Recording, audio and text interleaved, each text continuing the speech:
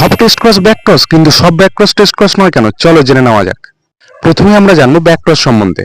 কোনো সংকর বা F1 হাইব্রিডকে তার যে কোনো প্যারেন্টের সঙ্গে ক্রস করানো হলে তাকে বলা হয় ব্যাক ক্রস, অর্থাৎ F1 হাইব্রিড ইনটু যে কোনো parent is equal to back cross.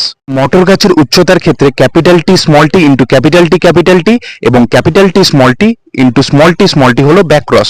এক সংকর জননের ক্ষেত্রে ব্যাক ক্রস অনুপাত 1:1 এবং দ্বিসংকর জননের ক্ষেত্রে ব্যাক ক্রস অনুপাত 1:1:1:1। এবার আমরা জানবো টেস্ট ক্রস সম্বন্ধে। কোনো জীবের অজানা জিনোটাইপ নির্ণয় করার জন্য সেই জীবকে একটি হোমোজাইগাস রিসেসিভ জীবের সঙ্গে ক্রস করানো হলে তাকে বলা হয় টেস্ট ক্রস, অর্থাৎ unknown genotype into homozygous recessive is equal to test cross. মটর গাছের উচ্চতার ক্ষেত্রে capital T into small T হলো টেস্ট ক্রস। এক সংকর জননের ক্ষেত্রে টেস্ট ক্রস অনুপাত 1:1 এবং দ্বিসংকর জননের ক্ষেত্রে টেস্ট ক্রস অনুপাত 1:1:1:1। এটি পরীক্ষার দিক থেকে খুব একটি গুরুত্বপূর্ণ প্রশ্ন। ভিডিও লাস্টে একটা short quick recap. Back cross is equal two F1 hybrid into যে কোনো প্যারেন্ট এবং test cross is equal to unknown into homozygous recessive. এই ধরনের বায়োলজি শর্টস পেতে হলে please do subscribe my YouTube channel and follow Facebook and Instagram page.